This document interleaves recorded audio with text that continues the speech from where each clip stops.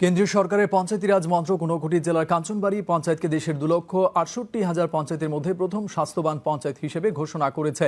এজন্য দীনদয়াল উপাধ্যায় পঞ্চায়েত সতত বিকাশ পুরস্কারের জন্য নির্বাচিত হয়েছে। এই সম্মান প্রাপ্তিতে কাঞ্চনবাড়ি গ্রামীণ এলাকায় পরিলক্ষিত হচ্ছে আনন্দ খুশির আবহ। এই পঞ্চায়েতে পরিবারের সংখ্যা 717টি এবং জনসংখ্যা 2,581 জন।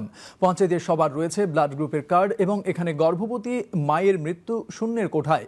এলাকার প্রবীণাদের নিয়মিত প্রেশার সুগার পরীক্ষা করা হয়। সংশ্লিষ্ট পঞ্চায়েত এলাকায় জনস্বাস্থ্য ও শৌচবিধি, নিরাপদ পানীয় জল, সামাজিক অংশগ্রহণ, টেকসই উন্নয়ন ইত্যাদি বিভিন্ন সূচকের ভিত্তিতে এই পুরস্কারের জন্য মনোনীত হয়েছে, জানিয়েছেন কুমারঘাট ব্লকের বিডিও ডাক্তার সুদীপ ভৌমিক। পুরস্কার মূল্য হিসেবে 1 কোটি টাকা পঞ্চায়েত এলাকায় জনকল্যাণ ও গ্রামীণ এলাকার বিকাশে ব্যয় করা হবে।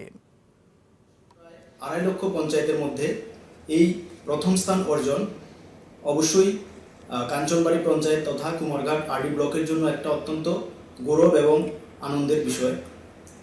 পঞ্চায়েত অ্যাডভান্সমেন্ট ইন্ডেক্স 2.0 এর রিপোর্ট কার্ড অনুযায়ী কাঞ্চনবাড়ি গ্রাম পঞ্চায়েতের পাই স্কোর হচ্ছে 87.28, যেটা ফ্রন্ট রানার।